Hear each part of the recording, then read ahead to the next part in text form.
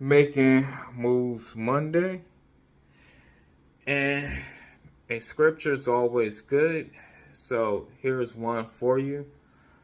For which of you, intending to build a tower, does not set down first and count the cost, whether he has enough to finish it, lest after he has laid the foundation and is not able to finish, all who sees it begins to mock him, saying, This man began to build and was not able to finish. Or what king going to make war against other kings does not sit down first and consider whether he has is able to with his 10,000 to meet him who comes against him with 20,000. This is Luke chapter 14, verse 28 to 31. And my topic on tonight is 10 easy tips for budgeting. Okay, so as we get closer to the new year and ending out this year, something that's always good is to actually plan an actual budget, how you will actually spend your money. So these are some easy tips that you can actually use to help you with actually budgeting. Definitely, number one is to actually use real numbers. It's important that you actually know the actual numbers that you're actually spending on certain things. Oftentimes, when people just think, hey, I'm spending this amount, or I may be spending this amount on my actual bills and on certain things, it doesn't actually help out if you don't actually know the real numbers. Once you actually look at the real numbers and you see how much you're actually spending, this actually helps you to actually budget and plan a little bit better. And then it helps you to find out, wow, I'm spending this much money on cable. Wow, I'm spending this much money on electricity. So knowing the real numbers helps you to actually analyze and see how much you're actually paying on certain things. And definitely a budget is telling your money where to actually go. So it's important that you know how much you're actually spending. Number two is giving every dollar a job. So this is basically assigning something for that money to actually do. Once you figure out pretty much the real numbers that you're actually spending, now you can start telling your money where to actually go. So every dollar that you bring in, you assign somewhere for that money to actually go. Whether or not that money is going towards a bill or possibly it has a purpose in terms of what you want to actually do with it. When you actually know where your every dollar is going, this helps you to actually budget a little bit better, because then you can tell the money, hey, I'm not using this money for anything else, but I still have money left over. So now I can put it towards this, or I can put it towards that. And you have a better idea where your money is going, and it's not just being used and waste, and you're not actually having anything left over at the end. Number three is setting a goal for your money. So it's important, as people definitely set goals and plans for what they want to do in the future, or they set goals and plans for where they actually want to travel in a possible future. It's important that you set goals for your money so that you're achieving the things that you actually want to do with your actual money. If you don't set goals for your money, then your money will definitely slip away quick and fast, because you're not actually setting a goal for it.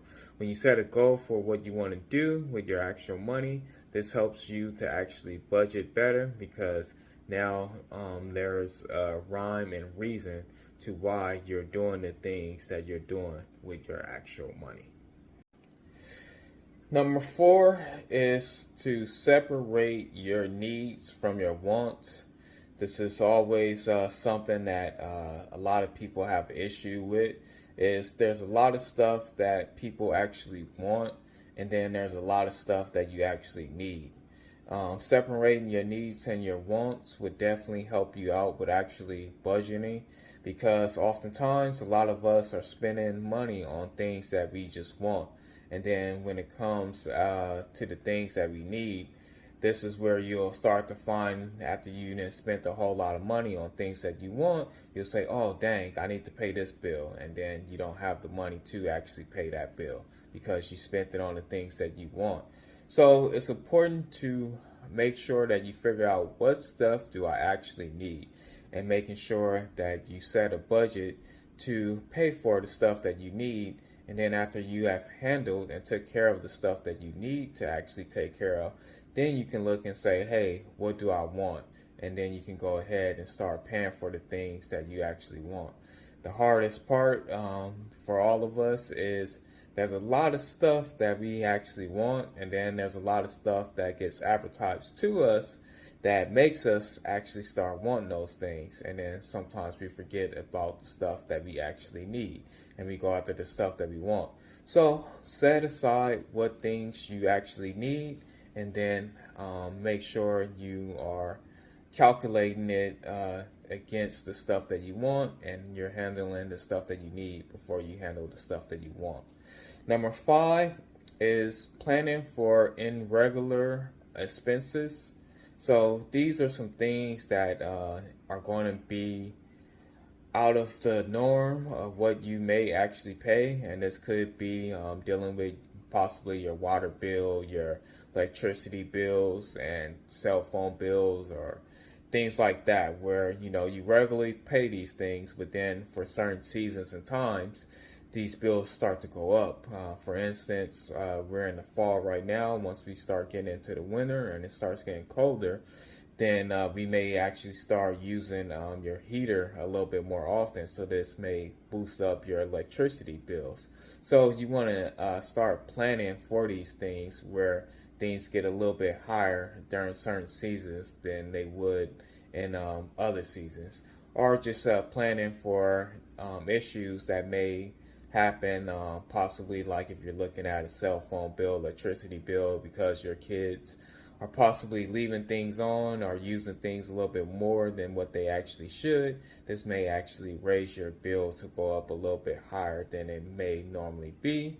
And then also too, just for things that may just come out of nowhere, where you have to fix a certain situation that happens possibly with your car. Now that leads to number 6, which is saving for emergencies. So having an emergency fund. Emergency is something that just comes up that you actually have to handle. Like as I mentioned, a car. If you have an issue with your car, the tires are bad, so you gotta get your tires fixed. If you don't get your tires fixed, you can't go to work or do your business so that you can actually make money. So this is something that will be an emergency. Or even something that may happen to you physically and you have to go to the doctor or things like that. Or you have to take some time off to get yourself together physically. So certain things that just come out of nowhere that you actually have to take care of. This is why it's important to start budgeting for emergency fund, so that you have funds in case something happens out of the norm. All right, number 7 is stop using a credit card or using your credit, and start repaying payments that you possibly owe. So oftentimes using a credit card is a thing to actually do, and oftentimes people may use their credit cards as their emergency funds when they don't have possibly an emergency fund saved up. But it's important, even if you do use your credit cards and you use it for emergency fund, as you're possibly saving for emergency fund, it's important that you actually pay your credits off, because credit cards grow in interest. And so while that interest continues to actually grow, you end up paying more than you would have paid if you paid it originally. But for whatever reason, or just because some people definitely need credit cards, and I'm a believer in that. You should have a credit card, but it's important that you actually make sure that you're repaying it back and that you're repaying it back sooner than later. So it's important with dealing with a budget that you actually set aside repaying the credits that you actually owe and repaying possible loans that you may take for certain situations. So when you do those things, make sure that you're making a plan to actually pay them back sooner than later. Number 8 is monitoring and adjusting your electricity bills and other bills that you may actually have. So it's important that you actually look at your regular utility bills and figure out ways that you can actually adjust them and actually lower them. So this may mean with electricity bills, you making sure all your lights are cut off, or you're unplugging things that aren't actually in use at a certain point in time. Even making sure that your TVs are cut off and other little things, making sure that you're not just leaving these things on and running up your actual bills. Then also too, making sure that maybe with your water, that you're cutting your water off and you're not just letting it run, that you're not utilizing more water than you actually need. Maybe it's shortening your showers that you actually take, or possibly the bath water that you actually run. And then even too with your gas, making sure you're not overusing these things. So it's important that you look at your utility bills and look and figure out ways how you can shorten the cost that you're actually paying on them. Then number 9 is trying to do things yourself.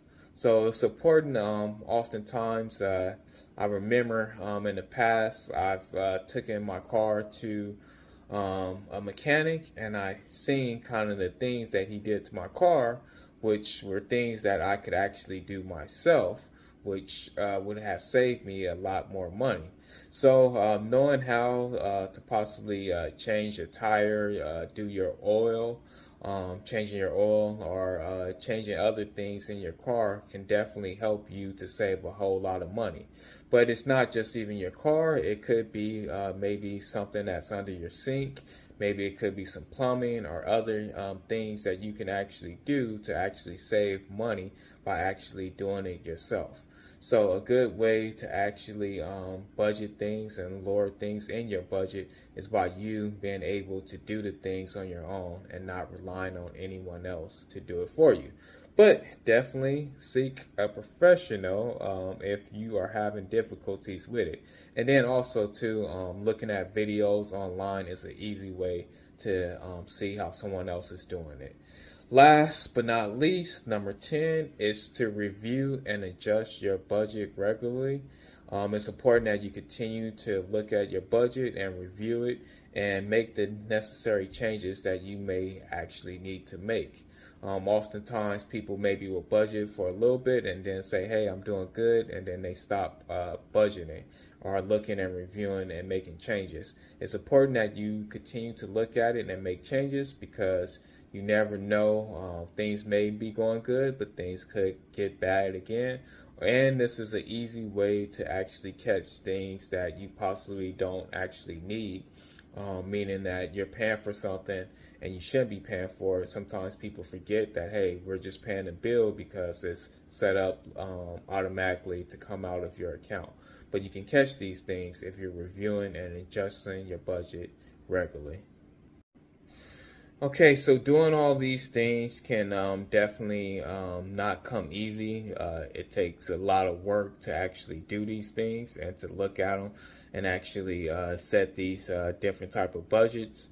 But it's important that as we continue to see things changing in our society, and that they're letting us know that, hey, things are about to get a little bit ugly in the up and coming future, it's important that people actually start planning to actually budget and setting out a budget to actually handle things when things get a little tough and rough. And even if things aren't getting a little tough and rough for you, it's still important to actually budget.